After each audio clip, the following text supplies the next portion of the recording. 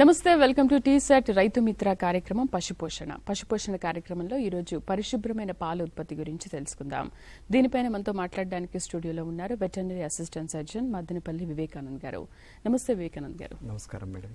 ముందుగా అసలు పరిశుభ్రమైన పాల ఉత్పత్తి అంటే ఏంటంటారో దాని గురించి వివరంగా ఒకసారి ప్రేక్షకుడికి తెలియజేస్తారా?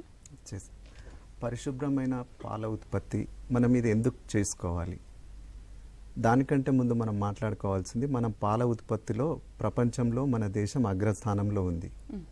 కానీ మన పరిశుభ్రమైన పాల ఉత్పత్తికి వచ్చేవరకే ఆ స్థానంలో ఉండలేకపోతున్నాం.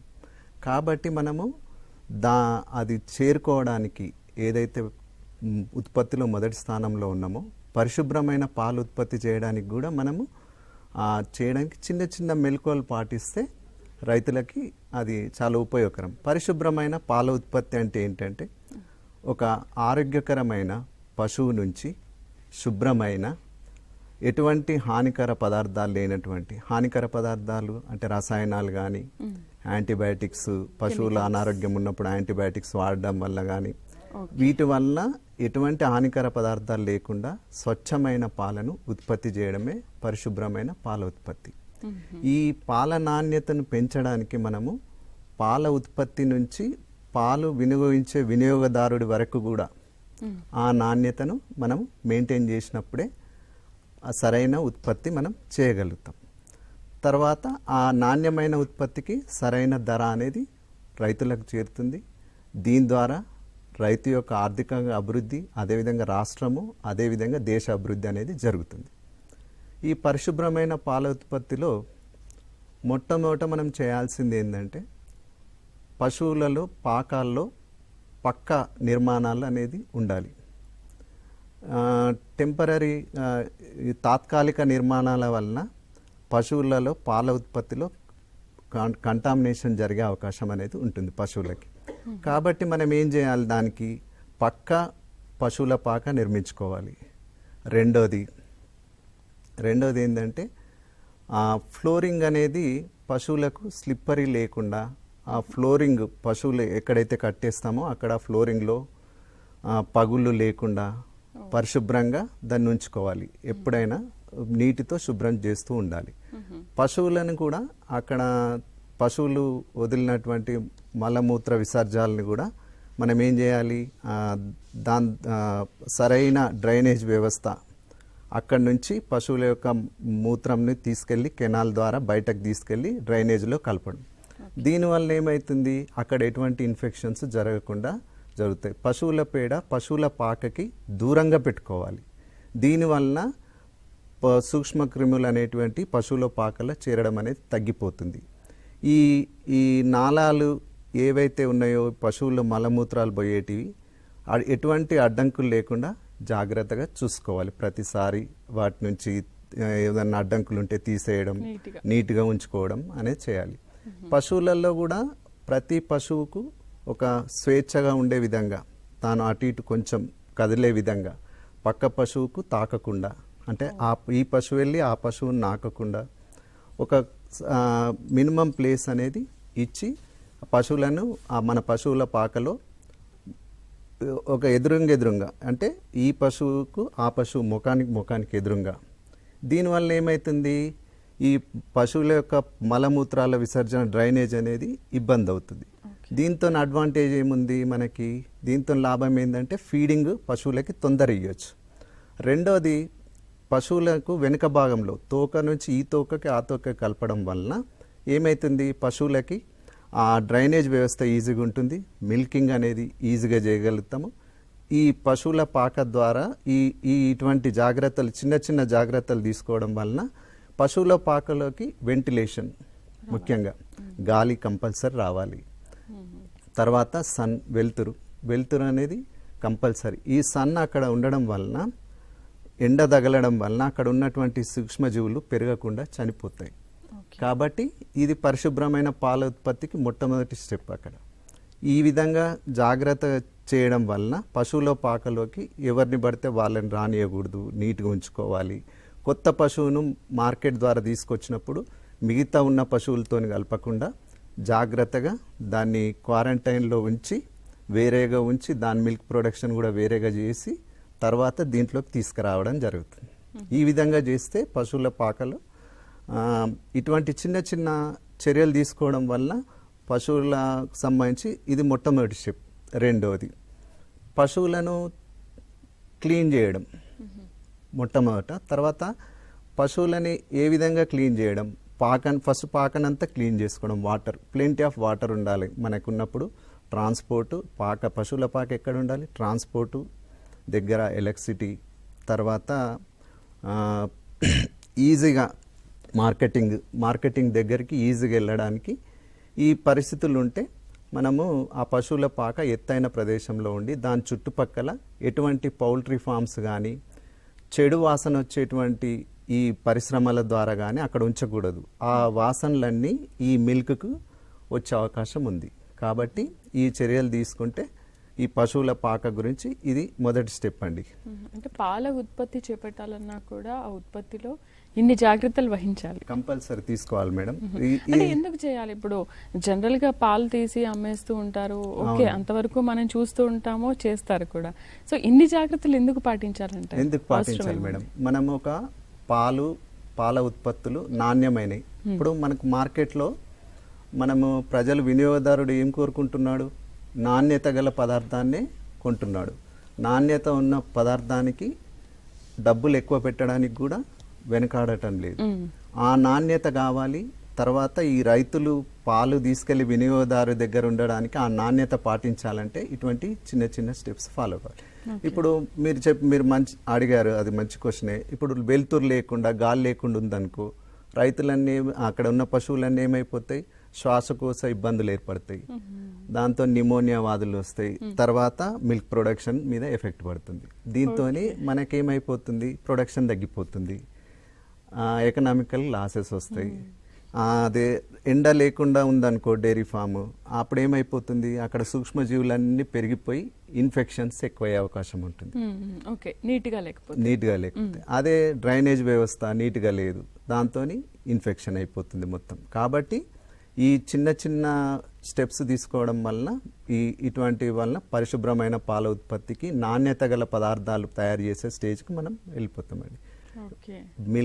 మిల్క్ బై ప్రోడక్ట్స్, పాల పదార్థాలు నాణ్యమైనవి మనం చేసుకోగలుగుతాం. ఓకే, సో ముందుగా పాల ఉత్పత్తి చేయవలసిన పనుల్లో పాక గురించి చెప్పారు, పశువుల పాక. ఆ తర్వాత ఏంటంటారు? తర్వాత మనము పాక అయిన తర్వాత పశువుల గురించి మనము పరిశుభ్రమైన పాల ఉత్పత్తి అంటున్నాం. పరిశుభ్రమైన పాలు ఎక్కడి నుంచి వస్తాయండి? ఆరోగ్యకరమైన పశువు నుంచే రాగలుగుతాయి. ఆరోగ్యం లేని పశువు నుంచి మనం పాలను ఉత్పత్తి చేయలేము. కాబట్టి ఆరోగ్యకరమైన పశువు ఏ విధంగా దానికి ఆరోగ్యం వస్తుంది? సమతుల్యమైన ఆహారం ఇచ్చినప్పుడు. సమతుల్యమైన ఆహారం, తర్వాత రెగ్యులర్గా వ్యాధి నిరోధక టీకాలు. జనరల్గా ఏమవుతుంది, పశువులకు వచ్చే వ్యాధులు, గాలికంటు టీకా వ్యాధులు కానీ, తర్వాత జబ్బవాపు వ్యాధులు కానీ, గొంతు వాపు వ్యాధులు కానీ ఇవి వచ్చే అవకాశం ఉంది. కాబట్టి ఈ వ్యాధులు రాకుండా ఉండడానికి తెలంగాణ ప్రభుత్వం ఒక వార్ పుట్టింగ్ మీద ప్రతి వ్యాక్సినేషన్ ప్రోగ్రామ్ అనేది చేయడం జరుగుతుంది. రెండవది, ఈ పశువులకి ముఖ్యంగా లోపల నట్టల నివారణ మందులు, ఇది చాలా ఇంపార్టెంట్. డీవార్మింగ్ ఈ ప్రోగ్రామ్ అనేది కంపల్సరీ రైతులు చేసుకోవాలి. చిన్నప్పటి నుంచే, దూడ ఉన్నప్పటి నుంచే చేయడం స్టార్ట్ చేయాలి. పుట్టిన 10 రోజులకే నటల మంది ఇవ్వడం, తర్వాత ఎవ్రీ మంత్కు 6 నెలల వరకు, తర్వాత సంవత్సరానికి 2 సార్లు కంపల్సరీ ఈ నటల మంది అనేది ఇవ్వాలి. ఇస్తేనే ఆ పశువుల యొక్క తిన్న ఆహారము వాటికి ఉపయోగపడి అది మనకు మిల్క్ రూపంలో బయటకు వస్తుంది. లేకపోతే ఈ పరాన్నజీవులు ఉన్నాయనుకోండి, రక్తహీనత, అభివృద్ధి, దాని పెరుగుదల ఆగిపోవడం, ప్రొడక్షన్ ఆటోమేటిక్గా ఉత్పత్తి తగ్గిపోతుంది. కాబట్టి ఈ పశువులను మొట్టమొదట మనం ఏం చేయాలి, ఆరోగ్యకరంగా ఉంచుకోవాలి పశువులు. తర్వాత సమతుల్యమైన ఆహారం ఇవ్వాలి. రెండవది, ఇప్పుడు ఈ సీజన్లో చూస్తుంటే వర్షాకాలంలో ఈ బాహ్య పరాన్నజీవులు ఎక్కువగా ఇబ్బంది చేస్తుంటాయి పశువుల్ని. కాబట్టి పశువుల పాక చుట్టూ నెట్ వేసుకోవడం, లేదు చిన్న రైతులు, మామూలు పేద రైతులు ఉన్న వాళ్ళు ఒక వేపాకుతోని పొగబెట్టుకోవడం అక్కడ. దానివలన అక్కడ ఉన్నటువంటి బాహ్యపరాన్న జీవులు, ఈ దోమలు, ఈగలు ఇవన్నీ చచ్చిపోతాయి, చనిపోవడం లేతే పక్కకు జరిగిపోవడం అనేది జరుగుతుంది. దీనివల్ల ఏమవుతుంది, పశువు కొంచెం ఆరోగ్యంగా ఉంటుంది, స్ట్రెస్ ఉండదు దానికి. స్ట్రెస్ లేకపోతే ఏమవుతుంది, అది ఉత్పత్తి అనేది దాని ఉత్పత్తిలో ఎటువంటి తేడా ఉండదు. లేదనుకో ఈ దోమలు రక్తం పీల్చడము, బాహ్యపరాన్నజీవులు అన్ని దాని మీద పడి రక్తం పీల్చేసిన తర్వాత దాని ప్రొడక్షన్ ఆటోమేటిక్గా ఆగిపోతుంది.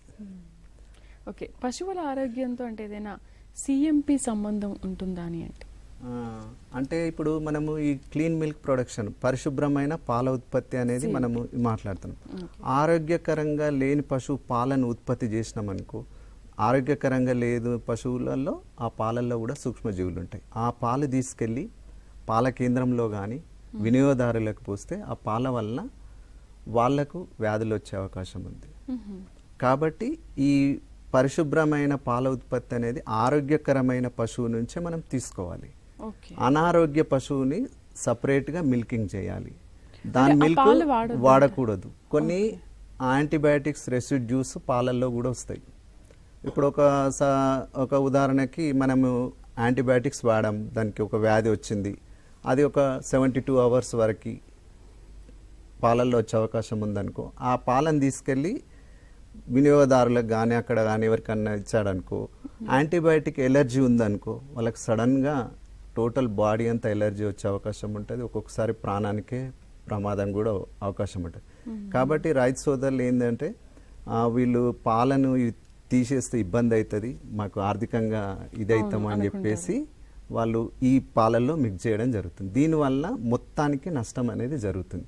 ఈ చిన్న ఒక్క పక్కకు ఒక 2 రోజులు ఉంచిన తర్వాత అది ఆరోగ్యంగా అయిన తర్వాత దాని పాలను వీటితో కలుపుకోవడం వల్ల మనకి ఆర్థికంగా డబుల్ రేట్ వస్తుంది, మంచి రేట్ వస్తుంది. లేకపోతే ఇవి కలిపేసిపోయింది అనుకో పాలల్లో, ఆయనకి అది పాలు అక్కడికి వెళ్ళే వరకు పగిలిపోవచ్చు, సూక్ష్మజీవులు ఎక్కువై టెంపరేచర్ కూడా పెరిగిపోయి దానివల్ల నష్టం జరుగుతుంది. అంటే ఇప్పుడు ఇలాంటి సిచ్యువేషన్స్ మీరు చెప్పినవి రెగ్యులర్గా జరుగుతూ ఉంటాయి, ఎక్కువగా ఏమైనా ఉంటాయా, ఎక్కడైనా ఒక చోట కనిపిస్తూ ఉంటాయా? ఇప్పుడు చాలా అంటే రెగ్యులర్గా పశువులకు ఇప్పుడు మనం పరిశుభ్రంగా పాకాన్ని పరిశుభ్రం ఉంచుకున్నాం, వ్యాధి నిరోధక టీకాలు ఇప్పించుకున్నాం టైంకి, ఎటువంటి ఇబ్బంది లేదు. తర్వాత మనము ఈ డివార్మింగ్ మెడిసిన్స్, పశువులకు సమతుల్యమైన ఆహారం ఇచ్చాం, దాదాపుగా పశువులకు అనారోగ్యం కాకుండా ఉంటాయండి. ఎక్కడైతే ఈ సమతుల్య ఆహారం దెబ్బతింటుందో ఆటోమేటిక్గా ఇన్ఫెక్షన్స్, ఇమ్యూనిటీ, ప్రొడక్షన్ ఎక్కువ ఉంది దానికి, పాల ఉత్పత్తి చాలా ఇస్తుంది, కానీ దానికి రైతు సమతుల్యమైన ఆహారం అందించలేకపోతుంది, ఇంకో రకమైన వ్యాధులు వస్తాయి, దాంతో ప్రొడక్షన్ తగ్గిపోతుంది. కాబట్టి ఈ సమతుల్యమైన ఆహారం అనేది ఇవ్వాలి. ఏ విధంగా ఇవ్వాలి? పచ్చిగడ్డి, ఎండుగడ్డి, తర్వాత దానా రూపంలో ఈ కంపల్సరీ ఇది ఇవ్వాలి అండి. ఈ 3 నిష్పత్తిలో ఇవ్వాలి. సపోజ్ ఎండుగడ్డి ఉందనుకోండి, ఒక 4 to 6 kg వరకు, ఒక 400 kgల బరువు ఉన్న పశువుకి అయితే, తర్వాత పచ్చిగడ్డి అయితే 25 నుంచి 30 kgల వరకు. దాని మిల్క్ ప్రొడక్షన్ బట్టి అది 4-5 లీటర్స్ ఇచ్చేంత వరకు మనకు ఎటువంటి దానా ఇయ్యనవసరం లేదు. ఓన్లీ ఈ ఎండుగడ్డి మరియు ఈ పచ్చిగడ్డి దాని మీద పాల ఉత్పత్తి చేసుకోవచ్చు. ఎక్కువ ఉత్పత్తి చేసే ఆవులు కానీ ఈ గేదెలు కానీ వీటికి ఏం చేయాలి అంటే కంపల్సరీ దానా ఇవ్వాలి. ఒక 2-2.5 లీటర్లు పాలు ఇచ్చే ఆవుకైతే 1 kg దానా దీని తర్వాత ప్రతి దానికి. తర్వాత పశువుల్లో, గేదెల్లో అయితే 2 kgల పాలు ఎక్కువ ఇస్తున్న దానికి ఇప్పుడు అనుకున్న దానికంటే ఇస్తే ఒక 1 kg దానా కంపల్సరీ యాడ్ చేస్తూనే పోవాలి. ఈ ప్రొడక్షన్ ఉన్న రోజులు ఈ విధంగా చేయడం వలన పశువులు కొన్ని ఈ వ్యాధి నుంచి తప్పించుకోగలుగుతాయి. ఏమవుతుంది, పశువులలో ఈ సరైన పోషణ లేకపోవడం వలన ప్రొడక్షన్ డిసీజెస్ వచ్చే అవకాశం ఉంటుంది, మిల్క్ ఫీవర్ వచ్చే అవకాశం ఉంటుంది, పాల జ్వరం అంటాము, కీటోసిస్ అనే వ్యాధి వచ్చే అవకాశాలు ఉంటాయి, తర్వాత ఇంబ్యాలెన్స్ అయిపోతుంది. కాబట్టి ఈ విటమిన్స్, మినరల్స్, పోషణలో ఏమేమి ఉంటాయి మేడం మనకి జనరల్గా అనుకుంటే carbohydrates, proteins, fats, vitamins, minerals plus water, ఇవన్నీ కలిపితేనే సమతుల్య ఆహారం. రైతులు ఏం చేస్తుంటారు, వాళ్ళు వాళ్ళకు తెలిసిన విధంగా దానా తయారు చేసుకోవడం అనేది జరుగుతుంది. అక్కడ లోకల్లో దొరుకుతున్నటువంటి బై ప్రోడక్ట్స్ కానీ అక్కడ ఉన్నటువంటి వాటిని మిక్స్ చేసుకొని తీసుకోండి, వాళ్ళు సొంతంగా తయారు చేసుకోవడం జరుగుతుంది. నా ఉద్దేశంలో నేనేం చెప్పగలుగుతానంటే, అక్కడ దగ్గరలో ఉన్న పశు వైద్యం దగ్గరికి వెళ్ళి, సార్ మరి నేను ఈ విధంగా చేస్తున్నాను, ఇది ఎంతవరకు నేను చేస్తుంది కరెక్ట్, ఇందులో ఇంకేమన్నా కలపాలన్నా. కొంతమంది రైతులు తెలియక కాస్ట్ ఎక్కువ ఉన్న పదార్థాలు తీసుకొచ్చి ఎక్కువ ఇస్తుంటారు, అవసరం లేకున్నా ఎక్కువ పెట్టడం జరుగుతుంది. దానివల్ల ఏమవుతుంది, నష్టం ఎక్కువ అవుతుంది, దానికి ప్రొడక్షన్ కాస్ట్ ఎక్కువ అయిపోతుంది. దానివల్ల ఏమవుతుంది, పాల ఉత్పత్తి దగ్గర అంత రేట్ రాదు. పశు మీద ప్రేమతోని రైతులు కొంతమంది ఎక్కువ పెట్టడం జరుగుతుంది. ఆ విధంగా కూడా సమతుల్యంగా పెట్టాలి ఏదైనా కూడా. ఇప్పుడు కార్బోహైడ్రేట్స్ ఎక్కువ ఇచ్చారు అనుకో, చాలా ఎక్కువ ఇస్తే దానివల్ల ఎక్కువ రోగాలు వస్తాయి. ఫ్యాట్ ఎక్కువ ఇచ్చారనుకో, ఫ్యాట్ వలన ఎక్కువ రోగాలు వచ్చాయి. కాబట్టి ఈ సమతుల్యత అనేది ఇంపార్టెంట్ ఇక్కడ. వాళ్ళకి తెలిసిన విధంగా చేస్తున్నప్పుడు దగ్గరలో ఉన్న పశు వైద్యుని కలిసి, సార్ మేము ఈ విధంగా చేస్తున్నాము, ఇది ఇట్లా చేస్తున్నాము, అది సింపుల్గా అక్కడ ఉన్న డాక్టర్ ఈజీగా చెప్పేస్తాడు, మీరు ఈ విధంగా ఈ విధంగా చేయండి, ఇన్ని కేజీల దానా ఇవ్వండి, ఇన్ని పాల ఉత్పత్తి, మళ్ళీ ఎంత ఇవ్వాలి పశువు యొక్క వయసును బట్టి, పశువు ఈనిన బట్టి ఎన్ని ఈతలు ఈనింది దానిని బట్టి ఇవ్వడం జరుగుతుంది. అయితే మీరు అడిగారు ఇందాక పశువుల యొక్క శుభ్రపరచడం, మనం ఏమనుకున్నాం, పరిశుభ్రమైన పాల ఉత్పత్తి. ఈ పాల ఉత్పత్తిలో పశువులను పాకలోకి తీసుకొచ్చిన తర్వాత మొట్టమొదట క్లీన్గా చేసుకోవడం, పశువులని శుభ్రంగా చేసుకోవడం, వాటర్తో నీట్గా కడగడం.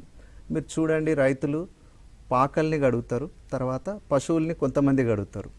జనరల్ పశువుల్ని రోజు శుభ్రం చేయాలి. శుభ్రం చేస్తే తర్వాత ఏమవుతుంది, అక్కడ ఉన్నటువంటి పశువుల మీద శుభ్రం చేయడం వలన బాహ్య పరాన్నజీవులు, ఈ టిక్స్ ఇవన్నీ కూడా వెళ్ళిపోతాయి. దానికి బ్రష్ దొరుకుతుంది, ఆ బ్రష్ తోని కానీ మామూలుగా బట్టతోని కానీ నీట్గా చేస్తే ఏమైపోతుంది, ఆ స్కిన్ కూడా సర్క్యులేషన్ పెరుగుతుందండి. దానివల్ల పశువులు కూడా షైనింగ్ అయి ఆరోగ్యకరంగా ఉంటాయి. తర్వాత ఇక్కడ ఆ క్లీన్ చేసుకోవడం. రెండవది, పశువును పాలు ఉత్పత్తి చేసే గంట ముందే ఫీడింగ్ ఇవ్వాలి. పాలు పితికే ముందుకు గంట ముందే ఇచ్చేసేయాలి. పాలు పితికేటప్పుడు ఎటువంటి పదార్థాలు, ఘాటు వాసన ఉన్నటువంటి పదార్థాలు ఇవ్వకూడదు. ఉదాహరణకి ఉల్లిగడ్డలది సంబంధించినది ఏదన్నా ఇవ్వడం, లేకపోతే సైలేజ్ తయారు చేసుకుంటారు. ఎందుకంటే రైతులకి అది సీజన్లో కాకుండా దొరకకపోతే పచ్చిగడ్డి ఎండాకాలంలో కానీ వేరే సీజన్లో దొరకకపోతే సైలేజ్ గడ్డి అనేది చేయడం జరుగుతుంది. దీనివలన వాళ్ళకి ఏమవుతుందంటే ఆ ఘాటు వాసన ఆ మిల్క్ కూడా వచ్చే అవకాశం ఉంది. అవి తింటే కాబట్టి మనము అటువంటి పదార్థాలు ఏమి ఇవ్వకూడదు. పాలు ఉత్పత్తి చేసే మొట్టమొదట మనం చేయాల్సింది ఏంటంటే పొదుగు నీట్గా కడగడం, తర్వాత పాల పొదుగు తర్వాత వెనుక కాళ్ళు మొత్తం నీట్గా కడగడం, తర్వాత పాలు పితికే ముందు పొదుగును చాలా నీట్గా శుభ్రంగా చేసుకోవాలి. శుభ్రంగా చేసిన తర్వాత ఫస్ట్ నీళ్ళతో శుభ్రం చేసిన తర్వాత యాంటీసెప్టిక్ లోషన్ ఉంటుందండి. తక్కువ సాంద్రత అంటే తక్కువ కాన్సన్ట్రేషన్ ఉన్నటువంటి యాంటీసెప్టిక్ లోషన్ ఏదైనా సరే, KMNO4 ద్రావణం కానీ ఐడోఫామ్ ద్రావణం కానీ ఇట్లాంటి ద్రావణాలని వాడడం వలన అక్కడ మెయిన్గా ఇన్ఫెక్షన్ సూక్ష్మజీవులు పెరగకుండా చూసుకోగలుగుతాం. దీనివల్ల ఏమవుతుంది, ఆ పొదుగు వాపు వ్యాధి అనేది రాకుండా మ్యాక్సిమం అరికట్టగలుగుతాం. తర్వాత పాలు కూడా ఎట్లా పితకాలి అండి, 5 to 8 minutes లోపల పితికేసేయాలి పాలు. ఎందుకంటే నువ్వు పశువు పొదుగు కింద వాటర్ వేసి క్లీన్ చేసి కడిగినప్పుడు మసాజ్ చేసిన తర్వాత బ్లడ్లోకి ఒక హార్మోన్ ఉత్పత్తి అయ్యి అది వర్కింగ్ టైంలో ఆ టైం లోపలనే 5 నుంచి 8 నిమిషాల లోపల మ్యాక్సిమం పాలు అనేది తీసేసుకోవాలి. పాలు సరైన తీయకపోతే కూడా అక్కడ చాలా ఇబ్బంది వస్తుంది. ఏమవుతుంది, పాలు అందులోనే పొదుగులో మిగిలిపోతే ఆ మిగిలిపోయిన పాలల్లోనే చివరి పాలలో ఫ్యాట్ ఎక్కువ ఉంటుంది, కొవ్వు శాతం. ఆ కొవ్వు శాతం ఎక్కువ ఉంటేనే పాల ధర అనేది అక్కడ ఎక్కువ వస్తుంది మార్కెట్లో. కాబట్టి తర్వాత ఆ పాలు అందులోనే ఉండడం వలన ఇన్ఫెక్షన్స్ సూక్ష్మజీవులు ఎక్కువ పెరిగి లోపల పొదుగువాపు వ్యాధి అనేది వస్తుంది. ఒక్కొక్కసారి ఈ పొదుగువాపు వ్యాధి వచ్చినప్పుడు మొత్తం పశువు ఎందుకు పనికి రాకుండా అయిపోతుంది. మనం పశువును పెంచింది పాల ఉత్పత్తి కోసం. అందులో ఇంపార్టెంట్ ఏంది పొదుగు, అడ్డర్. ఈ అడ్డర్కి యొక్క సరైన దానికి జాగ్రత్తలు తీసుకోకపోతే పొదుగువాపు వ్యాధి వస్తే ఒక్కొక్కసారి పొదుగు మొత్తానికే చేజారిపోయే అవకాశం ఉంది పశువు మొత్తానికి. ఎందుకంటే దానికి ఇక పాల ఉత్పత్తి లేకపోతే రైతు దాని మీద ఇంట్రెస్ట్ చూపిస్తాడా? చూపెట్టాడు. కాబట్టి ఆ పొదుగువాపు వ్యాధి రాకుండా మనం చేయాల్సింది మొట్టమొదటి పని లేనిది ఆ పొదుగును నీట్గా శుభ్రంతో నీళ్లు. జనరల్గా ఏం చేస్తారు ఇక్కడ, ఈ పాలు పితకడానికి తెచ్చిన గిన్నెల్లోనే కొన్ని నీళ్ళు తెచ్చి అదే నీళ్ళతో పొదుగు కడిగి దాని తర్వాత అదే పాత్రలో పాలు పిండుతారు.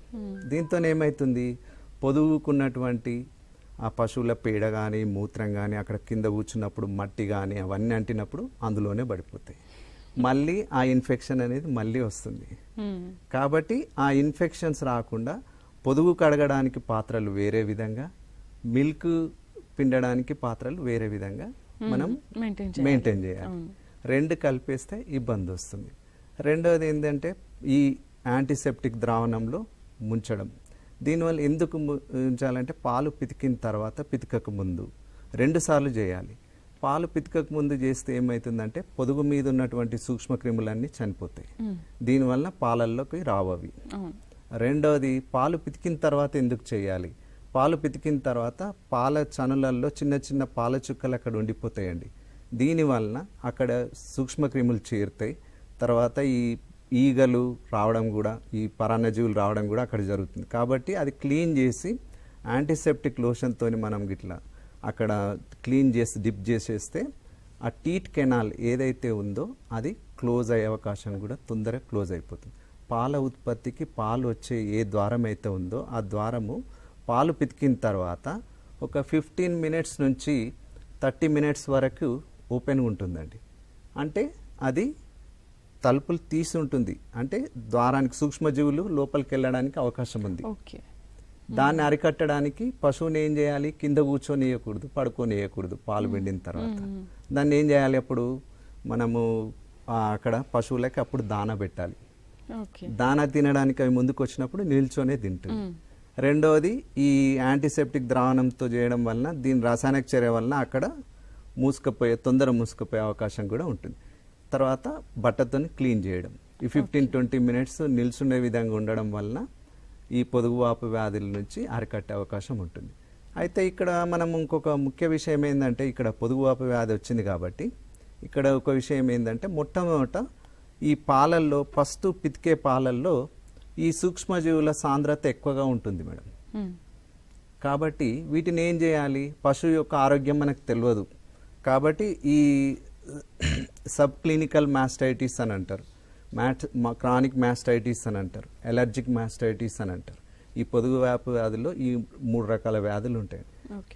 ఈ వ్యాధుల వలన ఏమవుతుంది, పశువుకి పాల ఉత్పత్తి పడిపోతుంది. దాంట్లో అన్ని సూక్ష్మజీవులు, దాంట్లో ఉన్నటువంటి సాంద్రత, ఇప్పుడు ఇందాక మాట్లాడుకున్నాం కదా, ఇవన్నీ రేషియో తేడా వస్తుంది. తేడా వచ్చినప్పుడు పశువులకు అది పాలకు ఉన్నటువంటి రుచి వేరే అయిపోతుంది. అది ఉప్పుగా కావడం, అసిడిటీ, కొద్దిగా సాల్ట్, ఉప్పు టేస్ట్ రావడం అట్లా జరుగుతుంది. అయితే ఈ పశువులు మన పశువుకు ఆ వ్యాధి ఉందో లేదో తెలుసుకోవడానికి మొట్టమొదట మనము కాలిఫోర్నియా మాస్టైటిస్ టెస్ట్ అంటారు మేడం. ఇది ఏం లేదు, దీంట్లో ఫస్ట్ పాలు ప్రతి చన్ను నుంచి 4 షేప్లో ఉంటుందండి. 4 కప్పులు, 4 కప్స్ ఉంటాయి దానికి. ఇట్లా ఆ 4 కప్స్లో 4 టీట్స్లో పాలు పిండేసిన తర్వాత ఆ కాలిఫోర్నియా మాస్టర్ రియేజెంట్ ఒకటి ఉంటుంది, సేమ్ క్వాంటిటీ అందులో వేయడం వలన జస్ట్ ఇట్లా షేక్ చేయగానే ఆ పశువు యొక్క వ్యాధి బారిన పడితే జెల్ ఫామ్ అయిపోతుంది. అక్కడ ఒక 20-30 సెకండ్స్ లోపలనే తెలిసిపోతుంది మనకి. అయితే ఇది పశువు సబ్ క్లినికల్గా, అంటే అంతరంగా ఈ వ్యాధి ఉంది కానీ బయటకు కనిపిస్తలేదు మనకి, కాబట్టి దానికి ట్రీట్మెంట్ తీసుకోవాలి. రెండవది స్ట్రిప్ కప్ టెస్ట్ అని అంటారు. స్ట్రిప్ కప్ టెస్ట్లో ఏమవుతుంది, పాలు ఆ నల్లటి దాని మీద కనపడిపోతాయి. రక్తం ఉందా, పాలల్లో ఏమన్నా అటువంటి గడ్డగట్టిన పలుకులు వస్తున్నాయా, ఇవన్నీ మనకు కనిపిస్తూ ఉంటుంది. దీనివల్ల ఇది తెలిసిపోతుంది ఎందులో నుంచి వస్తుంది. ఇప్పుడు 4 క్వార్టర్ నుంచి వస్తుందా, హ్యాండ్ క్వార్టర్ నుంచి వస్తుందా, అంటే 4 ఉంటాయి కదా టీట్స్, ఈ 4 క్వార్టర్ నుంచి అయితే దాని నుంచి వస్తే ట్రీట్మెంట్ చేసుకోవడం. రెండవది ఏంటంటే ఈ 3వ టెస్ట్కి వచ్చేవరకే డిప్ టెస్ట్ పేపర్ ఒక మార్కెట్లో కూడా దొరుకుతున్నాయి ఇప్పుడు. ఎల్లో కలర్ ఉందనుకోండి నెగిటివ్ టెస్ట్, అంటే పాలు అనేటివి చాలా మంచివి అన్నట్టు. కొంచెం ఎల్లో గ్రీన్ వస్తుంది అనుకోండి ఆ పేపర్ పాలల్లో ముంచినప్పుడు, అంటే ఇందులో సబ్ క్లినికల్ మాస్టైటిస్ ఈ వ్యాధితో బాధపడుతుంది పశువు. దీన్ని సపరేట్ చేసుకొని ట్రీట్మెంట్ తీసుకోవాలి. మూడోది బ్లూ కలర్ వచ్చింది అనుకోండి, గ్రీన్ కలర్ వస్తే సబ్ క్లినికల్ మాస్టైటిస్ ఖచ్చితంగా ఉంది, బ్లూ కలర్ వస్తే మాస్టైటిస్ వ్యాధి కన్ఫామ్. కాబట్టి ఈ పొదుగువాపు వ్యాధి ముఖ్య కారణం ఏంటంటే పరిశుభ్రంగా పాటించకపోవడం వల్లనే వస్తుంది. ఈ పరిశుభ్రత లేకపోవడం వల్ల ఈ సూక్ష్మజీవులన్నీ పొదుగులోకి ఎంటర్ అయ్యి దానికి అన్ని ఇన్ఫెక్షన్స్ అయ్యి ఈ విధంగా అయ్యి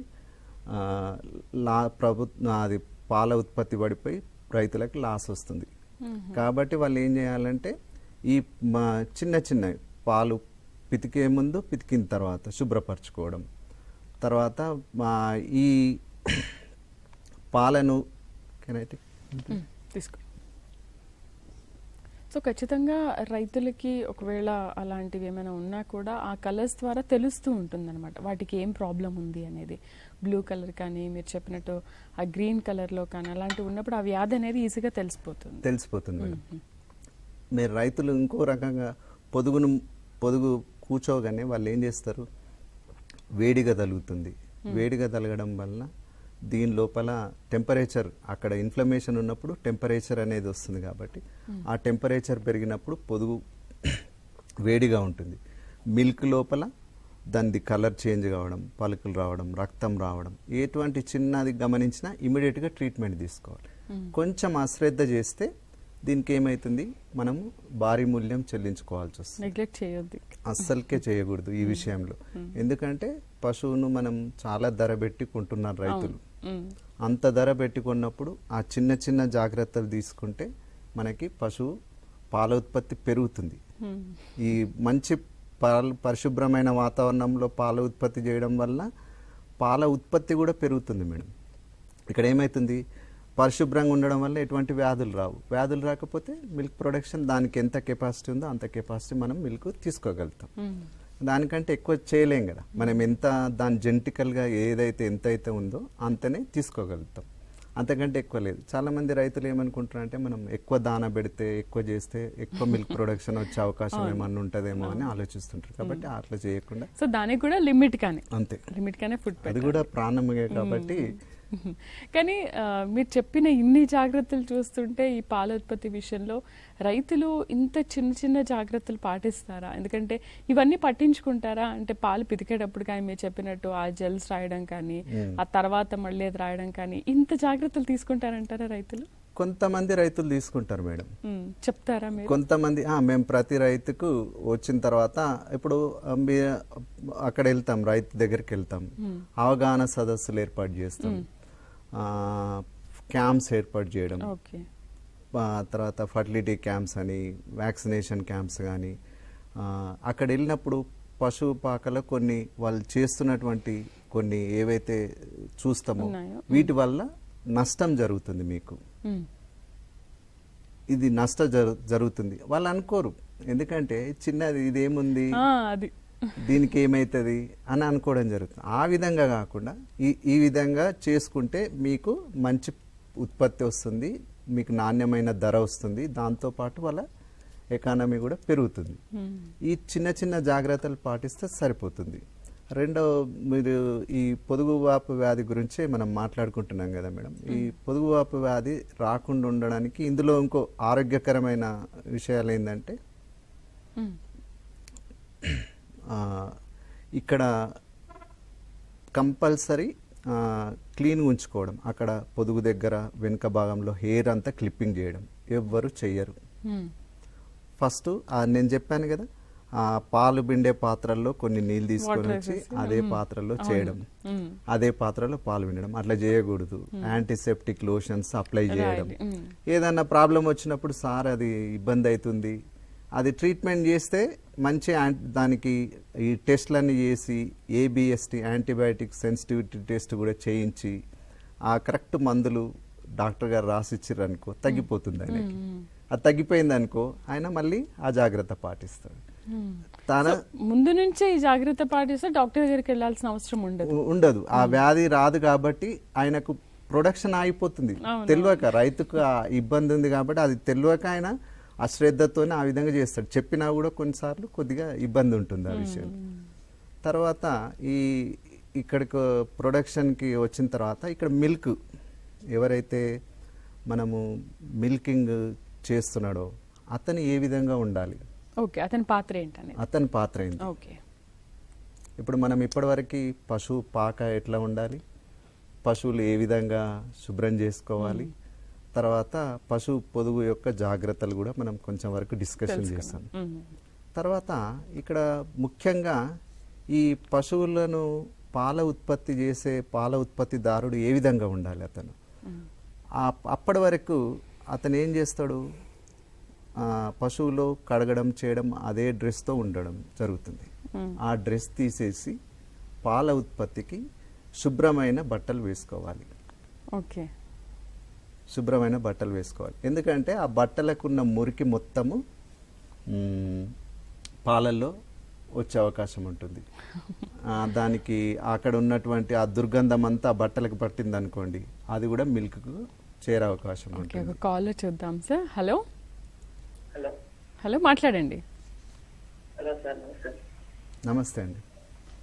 సార్ మాది బర్రె పాలు వినడం బాగా స్లో వస్తున్నాయి, బాగా లేట్ అవుతుంది తాగేలా. ఓహో, పొలుసు రీతనే కానీ చాలా గట్టిగా వస్తున్నాయి పాలు, లేట్ అవుతుంది పిండే, చాలా టైం పడుతుంది. చాలా టైం పడుతుంది. అంటే అక్కడ ఏమన్నా గట్టిగా ఉన్నాయండి సన్లో, ఏమన్నా పొదుగు దగ్గర గిట్లా? అట్లా గట్టిగా ఏం లేవు సార్, అంటే అన్ని రూమ్లలో గట్లా లేట్ అవుతున్నాయి, చాలా సన్నం వస్తున్నాయి. ఒకసారి ఆ పాలను టెస్ట్ చేయించాలండి. ఇందాక మనం అనుకున్నాం కదా, కాలిఫోర్నియా మాస్టర్ టెస్ట్ కానీ, లేదంటే ఒక నల్లటి క్లాత్లో ఫస్ట్ పాలను పిండండి. పిండిన తర్వాత దాంట్లో ఎటువైనా రక్త మరకలు కానీ పాల గడ్డలు కానీ ఏమైనా కనిపిస్తున్నాయా, దాని తర్వాత ఆ పాలను తీసుకెళ్ళి ల్యాబొరేటరీ టెస్ట్ చేయించుకుంటే, అది ట్రీట్మెంట్ చేయించుకుంటే బాగుంటుందండి. ఈ ప్రాబ్లం ఉండదు. రెండవది, మీరు పాలు బితికే టైం కూడా 5 నుంచి 8 నిమిషాల లోపల పిండాలండి. అదే సార్, టైం ఎక్కువ అవుతుంది, బాగా స్లో వస్తుంది. ఎందుకంటే మీరు ఆ టైం ఎక్స్టెండ్ చేస్తున్న కొద్దీ పాలు అందులోకి వెళ్ళి రావు. ఆ టైం ఉన్న హార్మోన్ ఉన్నంత వరకే పాలు తొందరగా పిడుకోవాలి. తర్వాత ఇక్కడ ఈ పొదుగువాపు వ్యాధి ఏమన్నా ఉందా లేదా అనేది ఒకసారి పశు వైద్యుని కలిసి ఆ పాలను పరీక్ష చేయించుకుంటే మీకు దానికి తగ్గట్టు ట్రీట్మెంట్ చేయిస్తే సరిపోతుందండి. రైట్, బట్టలు శుభ్రమైనవి వేసుకోవాలి అక్కడి నుంచి మీరు చెప్తున్నారు. మేడం, అయితే ఇక్కడ బట్టలు శుభ్రంగా లేకపోవడం వలన అప్పటి వరకు అతను ఆ పాకలో అన్నీ క్లీన్ చేయడం, పశువులు క్లీన్ చేయడం, అక్కడ ఉన్నటువంటి డ్రైనేజ్ అవన్నీ క్లీన్ చేయడం జరుగుతుంది వాటర్తో. అప్పుడు అతనికి అన్నీ అవి ఆ డ్రెస్ పైన పడడం, అదే స్మెల్ మళ్ళీ వచ్చి కూర్చున్నప్పుడు అక్కడ పాలు పిండితే ఆ స్మెల్ అంతా అవి వచ్చి స్పాయిల్ అయ్యే అవకాశం ఉంటుంది. శుభ్రమైన ఫస్ట్ ఏం చేస్తారు రైతులు, చాలామంది రైతులు ఏం చేస్తారు, డైరీ ఫామ్కి వెళ్ళగానే డ్రెస్ చేంజ్ చేసుకుంటారు. అక్కడ ఒక డ్రెస్ పెట్టుకొని చేంజ్ చేసుకుంటారు. మేము కోరేది ఏంటంటే ఆ డ్రెస్ తీసేసి మిల్కింగ్ కూడా ఇంకో డ్రెస్ పెట్టుకోండి. ఓకే. రెండవది, పాలు ఆయన ఎటువంటి గోర్లు ఉండకూడదు చేతులకి. ఓకే, గోర్లు ఉన్నాయనుకోండి, పాలు బితికేటప్పుడు ఆ పొదువుకు గాయాలయ్యే అవకాశం ఉంటుంది. గాయమైంది అంటే సూక్ష్మజీవులు ఎంటర్ అయ్యే అవకాశం ఉంటుంది. సూక్ష్మజీవులు ఎంటర్ అయినాయంటే మళ్ళీ పొదుగువాపు వ్యాధి వచ్చే అవకాశం ఉంది. పొదుగువాపు వ్యాధి వస్తే పశువు ఒక్కొక్కసారి మనకి నష్టం జరిగిపోతుంది, టోటల్గా పాలేం లేకుండా అయిపోతాయి. కాబట్టి గోర్లు అనేటి కంపల్సరీ ఉండకూడదు. తర్వాత ఈ పాలను పితికే వాళ్ళకి ఎటువంటి వ్యాధులు ఉండకూడదు. ఓకే, వాళ్ళకు కూడా. వాళ్ళకు కూడా ఎందుకంటే వాళ్ళకి శ్వాసకోశ సంబంధ వ్యాధులు ఉన్నాయనుకోండి, వాళ్ళు ఆ దగ్గినప్పుడు కానీ అందులోకి ఎంటర్ అయ్యే అవకాశం ఉంది. అనారోగ్యకరమైన వ్యక్తి పాలను పితకకూడదు. కానీ ఎక్కువ మటుకు పెద్దవాళ్ళు ఈ పని చేస్తూ ఉంటారు కదా, జనరల్ గా అలాంటి వాళ్ళకి ఏదో కొన్ని సమస్యలు ఉండి ఉంటాయి. అదే మేము చెప్పేది ఏంటంటే టీబీ ఉంది ఆయనకి, ఆ టీబీ వ్యాధి వచ్చే అవకాశం ఉంటుంది. కాబట్టి మీరు ఆ శ్వాసకోశ సంబంధించిన వ్యాధులు ఏం రాకూడదు. రెండోది, పాల ఉత్పత్తి చేస్తున్నప్పుడు, పాలు పిండుతున్నప్పుడు వెంట్రుకలు పడే అవకాశం ఉంటుంది. కాబట్టి క్యాప్ కానీ, లేదు కర్చూఫ్ కానీ, టవల్ కానీ ఏదైనా తలకు చుట్టుకొని పాలు పితకాలి. కానీ ఎన్ని జాగ్రత్తలు రైతులు పాటిస్తున్నారా? పాటించాలి మేడం. అయితేనే మనకి ఈ పరిశుభ్రమైన పాల ఉత్పత్తి, దీనివల్ల మనకు ఇన్ని లాభాలు అనేది చేకూరుతాయి. ఆయన ఆ వెంట్రుకలు పాలల్లో పడకుండా చూసుకోవాలి. రెండోది, పరిశుభ్రమైన బట్టలు వేసుకోవాలి, గోర్లు లేకుండా ఉండాలి. స్కిన్ డిసీజెస్ ఏమి ఉండకూడదండి చేతులకి.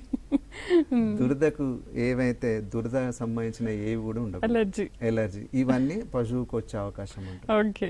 కాబట్టి ఆయన జాగ్రత్తగా ఉండాలి. మళ్ళీ రెండవది, పొగాకు సంబంధించిన పదార్థాలు ఎటువంటి సేవించకూడదు. గుట్కా కానీ, సిగరెట్ స్మోకింగ్ కానీ, బీడీ స్మోకింగ్ కానీ అక్కడ ఉంచడం కానీ ఆ చుట్టుపక్కల చేయకూడదు. మొత్తం పాలు 5 to 8 minutesలో ఉత్పత్తి చేసుకోవడం, నీట్గా ఉండడం, శుభ్రంగా చేసుకోవడం, ఇవన్నీ పాటిస్తే ఈ మిల్క్ పాలను ఉత్పత్తి చేసే పాలు పిండే అతను కూడా శుభ్రంగా ఉండాలి. ఆయన రోల్ కూడా చాలా కీలకంగా ఉంది. ఆయన పాలు పిండేటప్పుడు ఆయన బాడీ పార్ట్స్, కాళ్ళు, బట్టలు, చేతులు ఏవి కూడా ఆ మిల్క్ టచ్ కావకూడదు. మిల్క్ కూడా టచ్ అవ్వద్దు. ఓన్లీ ఇట్లా పాలల్లో పాలు పితికే విధానం కూడా ఒక 3 పద్ధతులు ఉన్నాయి మేడం. ఇందులో జనరల్గా మన రైతులు చేసేది ఏంటంటే ఫుల్ హ్యాండ్ మిల్కింగ్, అంటే చేతుకున్న 5 వేళ్లతోని మిల్కింగ్ చేయడం. ఇట్లా జస్ట్ ఇట్లా ఇట్లా ఇట్లా అంటుంటే అది సక్కింగ్ లెక్క వచ్చి మిల్క్ వచ్చేస్తుంటుంది. కొంతమంది ఏం చేస్తారు, బొటన వేలు, చూపుడు వేలుతోని ఇట్లా పిండుతారు. ఈ విధంగా పిండడం వల్ల ఏమవుతుంది, ప్రతిసారి దాన్ని ఆ చన్ను ఇంత దూరము సాగదీసే వరకే ఇక్కడ టిష్యూ డ్యామేజ్ అయ్యే అవకాశాలు ఎక్కువ ఉంటాయి. ఇంకొకటి, ఇక్కడ మనం రైతులు, ఈ చుట్టుపక్కల రైతులు కూడా చాలా మంది ఏం చేస్తారంటే బొటన వేలును ఈ విధంగా ఇది అడ్డరు చన్ను అనుకోండి, ఈ విధంగా పితకడం స్టార్ట్ చేస్తుంటాం. ఈ బొటన వేలు ఈ విధంగా అన్నప్పుడు ఇక్కడ డ్యామేజ్ అవుతుంది ఈ టిష్యూ అంతా. ఇది కరెక్ట్ అయిన మెథడ్ కాదు. మిల్కింగ్ అనేది ఫుల్ హ్యాండ్ మిల్కింగ్ చేస్తేనే బాగుంటుంది, అందుకంటే ఫాస్ట్గా చేయగలుగుతారు. రెండోది, మంచి రైతు తను కొన్ని డబ్బులు పెట్టుకొని మిల్కింగ్ మిషన్ కొనుక్కొని మిల్కింగ్ మిషన్ కూడా పెట్టుకోవచ్చు. ఈ మిల్కింగ్ మిషన్ ద్వారా ఏమవుతుంది, తొందరగా పాల ఉత్పత్తి అనేది తొందర అన్ని పశువులకు తక్కువ సమయంలో చేయగలుగుతాడు. రెండోది ఏంది, ఈ శుభ్రత అనేది, పొదుగు క్లీన్ చేయడం అనేది ఈ మిల్కింగ్ మిషన్ పెట్టినా ఏది పెట్టినా చేయడం ఫస్ట్ అయితే అది ఉండాలి కంపల్సరీ మేడం. తర్వాత మిల్కింగ్ అయిన తర్వాత మిల్కింగ్ మిషన్ కూడా ఇవన్నీ క్లీన్ చేసుకోవడం, దానికి సంబంధించిన పరికరాలన్నీ క్లీన్ చేసి పెట్టుకోవడం. ఎందుకంటే వాటి ద్వారా కూడా ఇన్ఫెక్షన్ చేరే అవకాశం ఉంటుంది. శుభ్రంగా ఉంచుకోవాలి కంపల్సరీ. ఈ మిల్క్ మ్యాన్ అనేట అతను ఆరోగ్యకరంగా ఉండాలి, శ్వాసకోశ సంబంధ వ్యాధులు ఉండకూడదు, తర్వాత గోర్లు పెంచుకోకూడదు, ఎటువంటి చర్మ సంబంధిత వ్యాధులు ఉండకూడదు, నీట్గా ఉండాలి. పాలు పితికేటప్పుడు కాళ్ళు, చేతులు, తన బాడీ పార్ట్స్ పాలకు తగలకుండా చూసుకోవాలి. ఇన్ని పాటిస్తే ఈ మిల్క్ వస్తుంది. తర్వాత ఈ మిల్క్ అయిన తర్వాత ఏం చేయాలి, మిల్క్ అనేది బాడీ టెంపరేచర్, పశువు యొక్క శరీర ఉష్ణోగ్రత ఎంత అయితే ఉందో ఆ టెంపరేచర్లో ఉత్పత్తి జరుగుతుంది. ఇక్కడ ఈ టెంపరేచర్లో సూక్ష్మక్రిములు ఎక్కువగా పెరిగే అవకాశం ఉంటుంది మేడం ఇక్కడ. కాబట్టి మొట్టమొదట మనం చేయాల్సింది ఏంది, రైతులు పిండినాక ఇమీడియట్గా వాటి యొక్క ఉష్ణోగ్రత తగ్గించాలి. ఎంతవరకు తగ్గించాలి, 4 degrees సెంటీగ్రేడ్ వరకు తగ్గించాలి. 4 degrees సెంటీగ్రేడ్ అంటే మనం రిఫ్రిజిరేటర్లో పెట్టాలి. అందరి దగ్గర ఇది ఉండకపోవచ్చు. కాబట్టి మనకు తెలిసిన విధంగా మనం చేయాల్సిన పని ఏంటంటే అక్కడ పాలు ఉత్పత్తి చేసిన తర్వాత ఆ పాల పాత్రలను తీసుకెళ్ళి చల్లటి నీళ్ళల్లో పెట్టడం. ఓకే. కొద్దిసేపు ఉంచగానే టెంపరేచర్ తగ్గిపోతుంది, అందులో ఉన్న టెంపరేచర్. ఓకే. ఈ చల్లటి నీళ్ళ టెంపరేచర్ దీనికి వచ్చి ఆ టెంపరేచర్ తగ్గిపోవడం వలన పాలల్లో ఉన్నటువంటి సూక్ష్మజీవులు ఏవైతే ఉంటాయో వాటి యొక్క యాక్టివిటీ తగ్గిపోతుంది. అంటే మల్టిప్లికేషన్, వాటి సంఖ్య పెరగకుండా తగ్గిపోతుంది. దీనివల్ల ఏమవుతుంది, పాలు పాడవకుండా ఉంటాయి. అంటే పిండిన వెంటనే ఫ్రిడ్జ్ లో అయినా పెట్టాలి, ఫ్రిడ్జ్ లేని వాళ్ళు ఇలా వాటర్ చల్లటి నీళ్ళల్లో. దీని ముఖ్య ఉద్దేశం ఏంది, ఆ పాల యొక్క ఉష్ణోగ్రతను తగ్గించడమే. మనం చేస్తుంది ఏంది ఇదంతా, వాటి యొక్క ఉష్ణోగ్రత తగ్గించడం వలన సూక్ష్మజీవులు అనేటివి పెరగకుండా ఉంటాయి. సూక్ష్మజీవులు పెరగకుంటే అక్కడ మంచి క్వాలిటీ ప్రోడక్ట్ వస్తుంది. మంచి క్వాలిటీ ప్రోడక్ట్ వస్తే బై ప్రోడక్ట్ కూడా చాలా మంచిగా ఉంటుంది, టేస్ట్ ఉంటుంది. కాబట్టి ఇక్కడ అది ఇంపార్టెంట్. ఈ తర్వాత పాలు పితికిన తర్వాత ఒక 3-4 గంటల లోపలనే వాళ్ళు కంపల్సరీ పాల కేంద్రంలో కానీ లేదంటే వినియోగదారులకు, కొంతమంది రైతులు డోర్ టు డోర్ వెళ్ళడం, వాళ్ళకి దగ్గర ఉన్నటువంటి హోటల్స్కి, దానికి మిఠాయి షాపులకి ఇస్తుంటారు. కాబట్టి వాళ్ళకు కూడా అక్కడ వాళ్ళు చేసుకునే ప్రోడక్ట్ కూడా నాణ్యత ఉండాలి కదా. కాబట్టి మీరు ఆ సరైన టెంపరేచర్ సరైన సమయంలో చేరిస్తే వాళ్ళకి సరైన ప్రోడక్ట్ వస్తుంది. దీన్ని బట్టి ఏమవుతుంది, ఇటు రైతుకి ఇన్కమ్ వస్తుంది, అటు పాల ఉత్పత్తి చేసే వాళ్ళకు వాళ్ళకి ధర వస్తుంది, ఈ పాల పదార్థాలు తయారు చేసే వాళ్ళకి మంచి నాణ్యమైన పదార్థాలు చేస్తే వాళ్ళకు కూడా మంచి ధర వచ్చే అవకాశం ఉంటుంది. ఇన్ని చర్యలు పాటించాల్సి ఉంటుంది. ఫస్ట్ ఆఫ్ ఆల్ మనం ఏమేమనుకున్నాం, పశువుల పాకను శుభ్రం చేసుకోవడం, తర్వాత పశువులను శుభ్రం చేసుకోవడం, తర్వాత పశువు పొదుగు, తర్వాత పాలను ఉత్పత్తి చేసే అతను ఏ విధంగా ఉండాలి, పాల పాత్రలు ఏ విధంగా శుభ్రం చేసుకోవాలి. వాటిని శుభ్రం చేసేటప్పుడు పాల పాత్రలు చాలామంది ఏం చేస్తారంటే అక్కడ విలేజ్లోకి వెళ్తే అక్కడ ఉన్నటువంటి ఏది ఉంటే దాంతో క్లీన్ చేయడం. కొంతమంది సబ్బు లేకపోతే అక్కడ ఉన్న మట్టితో కానీ లేకపోతే బూడిదతో కానీ క్లీన్ చేయడం. దీనివల్ల ఏమవుతుంది, మనమే ఇన్ఫెక్షన్ ఇంట్రడ్యూస్ చేస్తున్నాం సరిగ్గా వాష్ చేయక. కాబట్టి ఏదో చిన్న శానిటైజేషన్ దాంతో క్లీన్ చేసేసి ఎండలో వేడి నీళ్ళతో చేయాలి, లేదంటే నీటి ఆవిరి కొట్టాలి ఆ పాత్రలకి. అప్పుడు ఏమైతుంది, సూక్ష్మక్రిములన్నీ చనిపోతాయి. మీరు గమనించారో లేదో, పాలు తీసుకెళ్ళినటువంటి రైతులు కానీ పాలల్లో వాళ్ళు తీసుకొస్తున్నటువంటి ఆ పాల పాత్రలలో చూడండి అడుగుకంతా నల్లగా కనిపిస్తుంటుంది చిన్నగా. అది పాల పదార్థాలు మిగిలిపోయి, రెసిడ్యువల్ మిల్క్ మిగిలిపోయి దాని మీద ఈ సూక్ష్మజీవులన్నీ పెరిగి ఈ విధంగా ఉంటుంది. అది క్లీన్ చేసేసుకుంటే మనకి ఈ ప్రాబ్లం అనేది రాదు. పరిశుభ్రమైన పాల ఉత్పత్తి అని అనుకున్నాం కాబట్టి ఆ చిన్న ఇది మనం చేసే పని చేస్తున్నాము. కొంచెం ఒక 3-4 స్టెప్స్ ఫాలో అయితే నాణ్యమైన పదార్థాలు ఇవ్వగలుగుతాం. సో అవేర్నెస్ లో రైతులందరూ ఇవన్నీ తెలుసుకుంటూ ఉంటారేమో. సో తెలుసుకుని ఎంతవరకు ఫాలో అవుతుంటారు? కొన్ని ఇబ్బందులు కూడా ఉన్నాయి మేడం ఇందులో. మనం టెక్నికల్గా రైతుల్ని ఎంత అవేర్నెస్ క్రియేట్ చేసినా ఆయనకు ఎన్విరాన్మెంట్ అనేది కోఆపరేట్ చేయాలి. అక్కడ ఎన్విరాన్మెంట్ ఒకటి ఇంపార్టెంట్. రెండోది అక్కడ కరెంటు కొన్ని విషయాలలో, తర్వాత వాటర్ అవైలబిలిటీ, అతనికి వాటర్ ఫెసిలిటీ సరిగా లేదు, ఇవన్నీ పాటించలేడు కదా. వాటర్ స్కేర్సిటీ ఉంది అక్కడ. కాబట్టి ఉన్నంతలో జాగ్రత్త ఎంతైతే అంతవరకు చేయగలిగితేనే మనం నాణ్యమైన పాల ఉత్పత్తి చేయగలుగుతాం. లేకపోతే ఈ ఎకనామికల్గా లాస్ అవుతుంది. ఇప్పుడు అతను ఇవేం పాటించలేడు, పాలు తీసుకొచ్చి వినియోగదారుడికి ఇచ్చేవరకే పాలు పగిలిపోతాయి. వాళ్ళు ఏమంటారు, నీ దగ్గర పాలు తీసుకుంటే నాకు పగిలిపోతున్నాయి, నేను ఇవ్వను, ఈ రోజు డబ్బులు ఇవ్వను అని అంటారు కదా. కాబట్టి అతను పాలు తీసుకెళ్ళి చేసినటువంటి బై ప్రోడక్ట్స్ కూడా పాల పదార్థాలు వినియోగించి ఏ పదార్థాలు తయారు చేస్తారో అవిటి నాణ్యత కూడా దెబ్బతింటూ వస్తుంది. కాబట్టి ఈ చిన్న విషయాలను వాళ్ళు పాటిస్తే వాళ్లకు ఎకనామికల్గా లాభం అవుతుంది, దాంతోపాటు రాష్ట్రానికి, దేశానికి.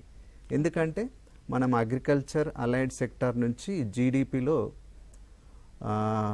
మనము 6.8% వరకు యానిమల్ హస్బెండరీ నుంచి ఇవ్వగలుగుతున్నామండి. అంటే ఓన్లీ పశువుల యొక్క ఈ పశువుల ఉత్పత్తి ద్వారానే ఇంత కాంట్రిబ్యూట్ చేయగలుగుతున్నాం దేశం యొక్క జీడిపిలో. ఇదంతా రైతులకు తెలియదు. ఇదేమవుతుందండి, పాడి పంట మనం చిన్నప్పటి నుంచి చూసినా కూడా పాడి పంట. ఈ పాడి పంట లోపల పాడిని ఎవరైతే ఉన్నారో వాళ్ళకు సప్లిమెంటరీ ఇన్కమ్ ఇమీడియట్గా వస్తుంది. పంట ద్వారా వచ్చే ఇన్కమ్కి కొంచెం సమయం పడుతుంది. పాడి ద్వారా ఈరోజు మిల్క్ పోస్తే ఈరోజే రావచ్చు. కొన్ని కేంద్రాలు వారంకి ఒకసారి ఇస్తాయి, కొన్ని నెలకు ఒకసారి ఇస్తున్నాయి, 15 రోజులకు ఒకసారి ఇస్తున్నాయి. రైతులు కొంతమంది డైలీ వస్తుంది ఇన్కమ్. కాబట్టి వాళ్ళకి ఇది చాలా మంచి ఇన్కమ్ రైతులందరికీ. కాబట్టి ఆ పాడి పరిశ్రమ మీద ఆధారపడి ఎవరైతే జీవిస్తారో వాళ్ళందరూ ఈ చిన్న చిన్న జాగ్రత్తలు తీసుకొని మంచి పాల ఉత్పత్తికి, నాణ్యమైన పరిశుభ్రమైన పాల ఉత్పత్తికి వాళ్ళు తోడ్బాటు అందించినట్టు అవుతుంది. ఓకే, మన దేశం అంటే ఏ అగ్రస్థానంలో ఉందంటారు? అగ్రస్థానంలోనే ఉందా పాల ఉత్పత్తిలో? భారతదేశం అగ్రస్థానంలో ఉంది మేడం. మనము దాదాపుగా 175 million tons of milk production అనేది జరుగుతుంది. ఇది దాదాపు ప్రపంచంలో పాల ఉత్పత్తిలో 21% అనేది జరుగుతుంది. కొన్ని సాధారణంగా మనం పశువులలో కొన్ని జాగ్రత్తలు, కొన్ని ఫొటోస్ తీసుకొచ్చాను మేడం, నేను చూద్దాం కొన్ని.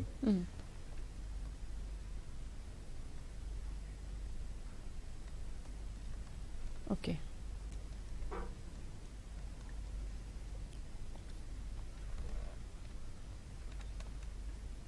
ఓకే. పశువుల పాకలు శుభ్రత దాని గురించి మీరు మాట్లాడారు మేడం. తర్వాత పశువుల్ని శుభ్రంగా నీటితో కడగాలి, అది కూడా అయిపోయింది. ఓకే, అగ్రస్థానంలో ఉంది అని అంటున్నారు. అంటే అటువంటి జాగ్రత్తలు తీసుకుంటేనే మనం పాల ఉత్పత్తిలో అగ్రస్థానంలో నిలబడతాం. పాల ఉత్పత్తిలో అగ్రస్థానంలో ఉన్నాం మేడం. కానీ నాణ్యత వచ్చేవరకే, నాణ్యత ఏదైతే ఉందో ఆ నాణ్యత అనేది రావాలి అంటే మనం అగ్రస్థానంలోకి మన ప్రోడక్ట్స్ని తీసుకురావాలంటే ఈ పరిశుభ్రమైన క్లీన్ మిల్క్ ప్రొడక్షన్, ఇది కేంద్ర ప్రభుత్వం కానీ రాష్ట్ర ప్రభుత్వం కానీ రైతులకు అవగాహన కల్పించడం, తర్వాత స్టెప్ బై స్టెప్ చిన్న మీరు ఇందాకనే మీకు చెప్పాను చూడండి, మనం పశువులు పాకలు కానీ పశువులు కానీ వీటన్నిటి వల్ల చాలా చిన్న ఈ జాగ్రత్తలు తీసుకోవడం వల్ల మనకు జాగ్రత్త ఉంది. ఇప్పుడు మనము అది పాలు పితికే విధానం, ఫుల్ హ్యాండ్ మిల్కింగ్ మెథడ్. ఇందులో ఇక్కడ ఏం చేస్తున్నాం, ఫస్ట్ మనము పాలు చేతులు శుభ్రంగా కడుక్కోవడం. ఫస్ట్ ఇక్కడ నుంచి హ్యాండ్స్ చాలా శుభ్రంగా కడుక్కోవాలి.